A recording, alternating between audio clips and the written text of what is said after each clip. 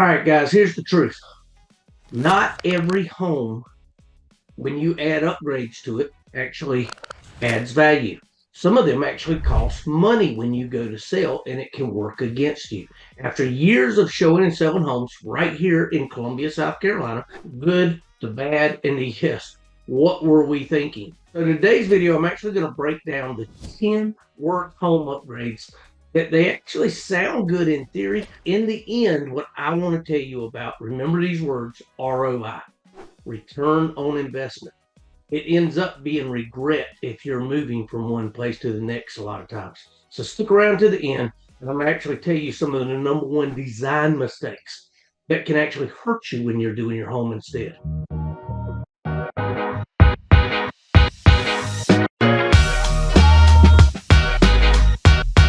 My name is Chad Dorman, and I'm your Columbia Realtor. If this is your first time to the channel, you want to know more about Columbia, such as investments, some of these top 10 upgrades that are not going to earn you back as much money as what you put in, things like that, or you even need help buying or selling a home. This is what I enjoy doing, is talking to people just like you every single day. Go ahead, hit that subscribe button, click that notification bell, and you can be the first one to see it every time I put out material for the Columbia market or even the South Carolina market, just like this. The number one mistake that a lot of people make is that they wall-to-wall carpet their entire home. It's a good deal cheaper sometimes, but I'm here to tell you, if you go wall-to-wall carpet in the majority of your house, you actually lower the value of your home by 3.5%. It's just people are not looking for that anymore. So if you put hardwood floors in your home, ups the value of your home 2.5%. Here's what you really get on. In a lot of these upgrades, I ripped out all the carpet. The last video that I just did, my investment house that I did it on Southern Luxury Living, and I ripped out every bit of the carpet. I put LVP throughout the entire 3,300 square feet, which was no easy feat at all. And one of them, even in the mother-in-law suite, if you go back and look at it, did hardwood floors, but we went in, resanded them, and repolished them. And they were beautiful, whereas they were all scratched up when they first did them. Many people will even come in from these older homes, they'll pull up the carpet, and there's beautiful hardwood floors up underneath it. So especially in those older homes, a lot of them even have those up under them. But if you resand it, poly hardwood floors, ROI value is 147%. You will get the full amount that you put into it plus 47% more. So it's almost like time and a half. And just hardwood floors, whether it's LVP, just don't go cheap vinyl, cheap laminate, things like that. Those 118%. Now, let me tell you about a little bit about new homes with that as well. What most of them do is they're putting LVP down now, or more of a luxury laminate, which is a surprise to me. With some Stanley Martin homes I looked at, those are even better than newer laminate that's there. Most of them are actually going with LVP, and then in all the bedrooms or even the upstairs loft, they're going with carpet.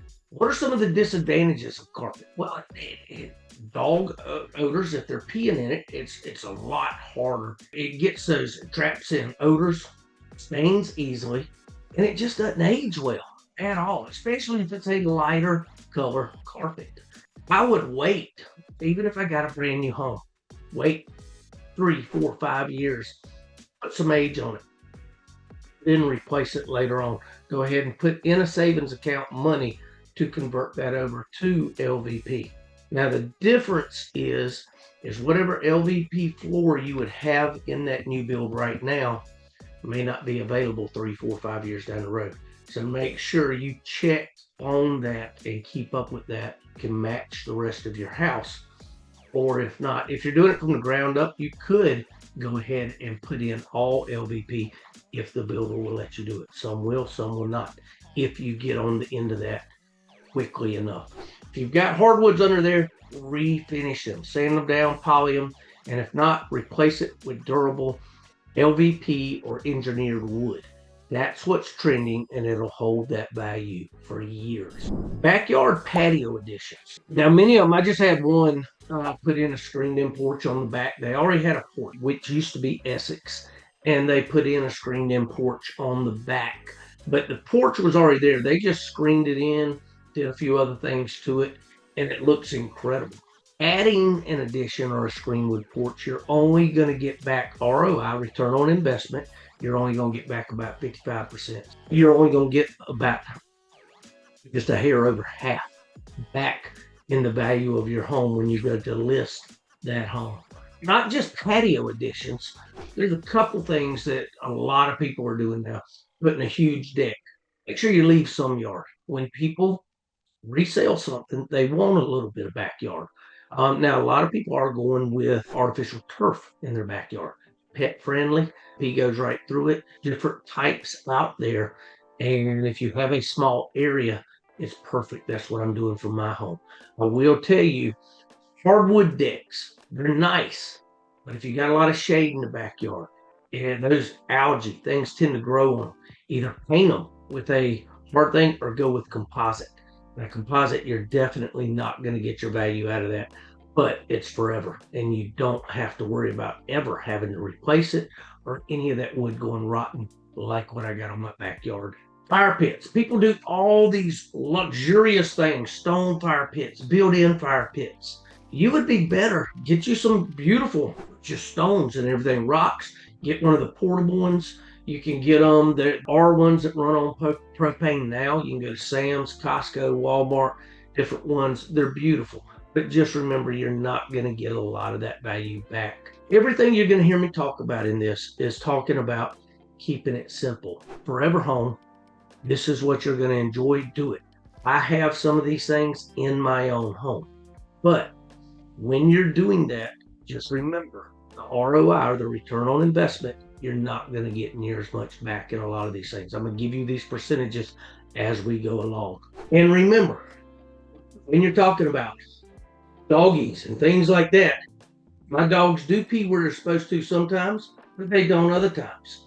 They're corroding some of my grills that are out there. You know, you can do stone things with built-in grills, things like that. Again, you're not going to get them much of a return on it, but if these guys keep on peeing all over everything, it's going to it's just going to not last near as long either. Number 3, and I know everybody's going to get mad at me on this one. Pools. Everybody wants a pool. I even see people buy these houses, $1 million houses at the lake. They go in, they gut them. These are people that just got money and they do what they want to do, and they have someone to care for their pool. I've seen them gut their house at the lake after they pay $1.5 million for something, gut it. And then, of course, that once they get it the way they want, everything that they have, they got to have a pool too. What you don't realize is the maintenance in it. And it can cost anywhere from $500 to $1,000 just in the summer to keep the shock in it, to keep it blue, to keep the chemicals in it. And again, you can hire somebody out to do it. And you may be paying them $200-300 a month to do that. If you're up in northern states, a lot of times you only have 4 months of the season that you can even have your pool open and be swimming in it. Many people, that's about all they get when they do it. Bottom line, if you have a pool and you don't have the maintenance, you're doing it all yourself. It's taking a lot of time out of your day to do it. Right now it's fall. You saw in my last video with my luxury house out in Hopkins near Columbia. I have to go out and do it at least once a week and maintain the pool. It's a pain in the rear. And then you've got all these leaves from the fall coming into it. Make sure with pools, it will actually only increase the value of your house about 7%. So typically, if you have a $400,000 house, it's only gonna $25,000 to $35,000 is going to be probably the approximate value that it will add to your house in the end.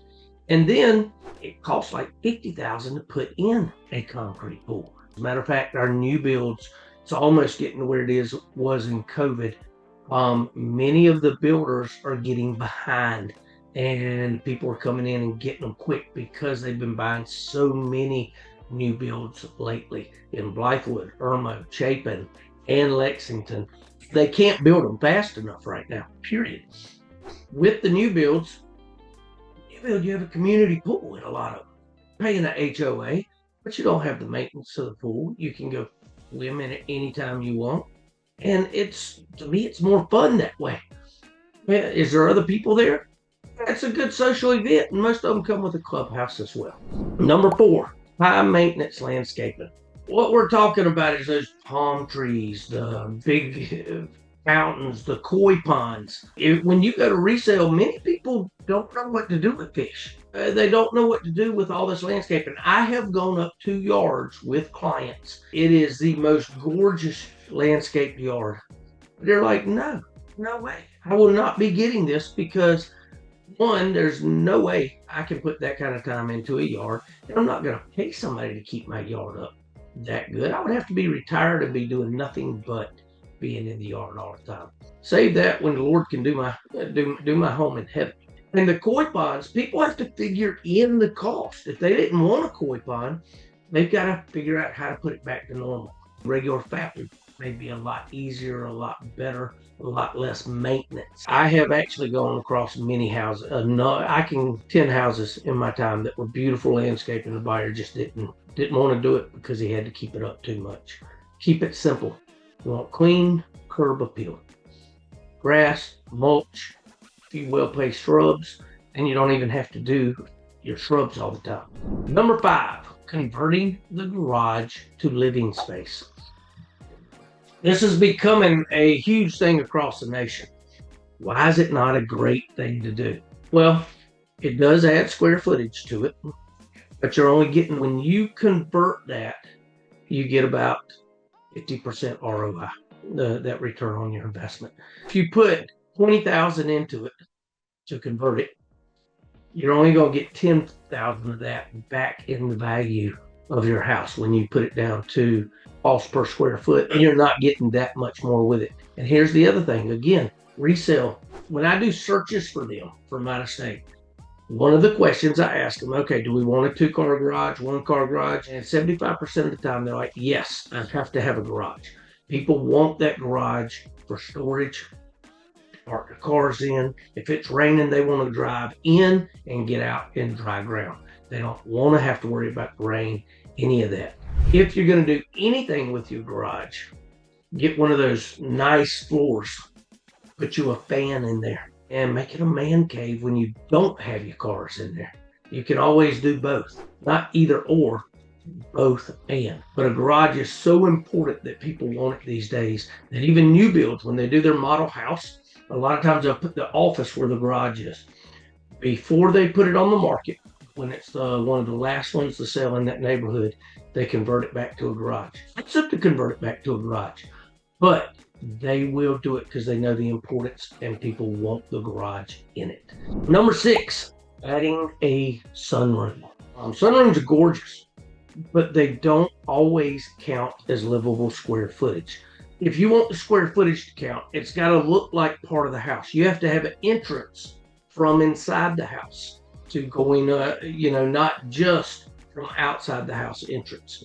If you're going to add a sunroom to it, if it doesn't have AC, it's not conditioned, AC and heat, doesn't flow with the house, an appraiser will not count it as square footage. Are they gorgeous? Yes. Are they great add-ons? Yes. But you want to make it where it flows with the house. You can go to it from inside the house. So add it to like that back door. Make sure there's a proper flow to it when you're doing it. It's not even going to count as livable space. And again, you're same as with the garage, you're only going to get about a 48% ROI on that. So make sure you're looking at that. Do it if you're doing it for enjoyment, but not necessarily for resale, because you will not recoup that money back. Are not going to give you a good return on investment. Some of them does not matter to me. I have an elaborate back porch. Change it for anything in the world. I know I won't get all the money out of it, but I love sitting in my backyard under the shade of the trees. Number 7, remodeling a home office. Now, as I looked through and looked at some of the lists that they have online and stuff, and when this one popped up, I was like, If you work out of your home, remodel home office on average costs $20,000 to $30,000, and you're only going to get half of it back. You're talking these elaborate built-in shelves, built-in desk, all this stuff the way you want your office perfectly done. Make a room your office. Many of the master suites in these new builds and stuff, or even in regular homes, there's a whole nother sitting area in your master room. It's your office. Or, there's other little rooms around. As far as these remodels, unless you're working from home, I just don't understand how I'm going to spend 20, 30,000 on remodeling my office. I don't need that when I can buy a desk that I can make this a lot cheaper. Now, maybe I'm a tightwad when it comes to certain things with money. Make that much sense to me. If I'm going to repurpose a room, I want it more as a nursery or a flex room or something for the kids, a workout room. Office, yeah, I can get away with whatever I need for that. And I can even make it nicer. I've got stuff all over my desk right now, but I like it to be natural because you guys, and this is the way you see me when you call me on a Zoom call, which is what I love to do a lot of times. Check my calendar link, the barcode that's up there. You can call me, you can text me, you can email me. But again, that Zoom call, that's what I love because I literally get to interact with you. I've been doing these YouTube videos now 8-9 months. Every single lead that I have talked to are wanting to buy a house because you get to know me. That's the beauty of YouTube, is you get to know me. Number 8, installing a gourmet kitchen. Again, if you want to put an extra oven in there, these glamorous kitchens that you get, it's not added square footage. It's not any of that. Marble countertops, quartz. You're replacing all this stuff. If you're in an older home and you need to update your kitchen, do it. Do it with something more granite, butcher block. A lot of these things that butcher blocks, if you notice, that's what I had luxury home again. A lot of this works. Redo your cabinets if you need to, but make them simple. It is very simple stuff. If you need help with this, call me. I've learned a lot from the remodel that I did, and I've learned a lot from just being in real estate and even dealing with new builds and what works best for them, why they do exactly the stuff that they do. And they do have gourmet kitchens, but they still do it simpler. Focus on what the buyers would look for in those kitchens. The new countertops, updated cabinets, stainless appliances, spin smart, not big. Number 9, adding a new master suite. Wow, this one, the average add-on to a home for a master suite is $136,000. The average cost is about $136,000, and you're only going to get about 50% back on it when you break it down per square foot, what it's added to it. I understand updating and doing different things and even doing add-ons, but one, make sure it flows with the outside of your house. Many people add it and it just doesn't look right on the outside for curb appeal. Even if you're staying long-term, you're better off refreshing your current suite rather than building an entire new suite. That one, just again, another thing, just doesn't make sense to me, but I'm a simple guy and I just don't need that much. Matter of fact, I tore out my sinks in my bathrooms and I just put a regular stand. I put some Tupperware type pull-out things for organization up under it. Just a standalone sink. It looks better. It works better for me. I put tile down, and I'm about to tear out my tub and just put a tile shower in there. But that leads me into my next one. Remodeling the bathroom. 35% ROI. You're only going to get 35% back of what you put in it. Used to, everybody loved Whirlpool tubs. It's not a thing anymore. Matter of fact, most people, my own parents never, I don't know, they've been there 12 years. I don't know, at their new house in Lexington, and I don't know if they've ever taken a bath in their Whirlpool tub. Matter of fact, they probably have a plant or something in there. It's absolutely unreal.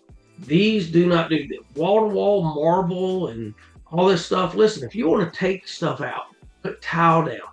I've seen these heated floors in bathrooms. Why do you need heated floors? Goes back to the whole carpet thing. I know a lot of people love carpet.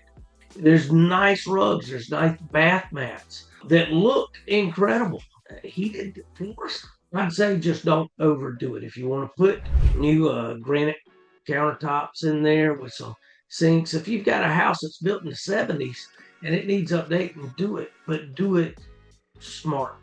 Again, spend smart, not big. So many people, they'll redo their kids' bathrooms or even master bathroom or something, and they'll spend 20 grand in it easy. 35%, you're only going to get about 7,000, 8,000 back. No less than that. Don't overdo it. Buyers are not looking for heated floors, golden faucets. They just want clean, updated, neutral. Same with paint throughout. Bonus tip. The biggest mistake I see going into a lot of these is people going too specific. They make just a whole workout room. Kids' rooms, when they go into kids' rooms and they redesign them, they put all these different colors and this neutral colors. Some people even just go basic white. But all these kids' rooms I see with bright colors, unusual designs, your buyers that are coming through there are trying to see. I just saw an incredible kids' room with marble stuff all over it. If I was a kid, I would love that. But if I'm a retired couple coming in there and I want to do it as my sewing room or she shed, man cave, whatever it is, got to redo that entire room just because I'm not looking to be in a marble room right now. It look cool. You've got to redo the whole thing. If it's a darker color and you want to put a more neutral color, I tell my clients, and this is just for me, if you're selling neutral colors and then accent with everything else from your furniture, art, different picture frames, and you can make it look gorgeous without having to go with all the weird colors and stuff. Don't design for one person, design for everybody. Why do you think new builds do the type of colors and stuff and the patterns and all that they do? I've seen it done nice, but it doesn't mean it's the same taste for the next person. If you're super specific hobbies, if you've got a theater room, that's great. If you're going to do that the entire time, if that's what the next buyer wants, but chances are they may not want a theater room, but it might not be right for the next person. So that's how you make your home feel stylish and sellable. Again, call me for those. Ask me before you build, before you add on a room, before you convert that garage. Call me and let me help you work through it so that you can get a return on investment that you have that is a lot better than most would give you. Don't overbuild, don't overspend. Always upgrade for timelessness and not the trends that are going on out there. Now, if you're thinking about renovating or selling here in the Columbia area, text me, call me, email me. Better yet, once again, like I said, schedule on Calendly. I'm Chad, as always. I'm always available. And that is Hobbs that is coming over to me. Let's do this. Come here, Hobbs. All right. I'm Chad, and this is Hobbs. Always available, always honest, and always here to help you make the smartest real estate decisions possible. See you guys in the next one.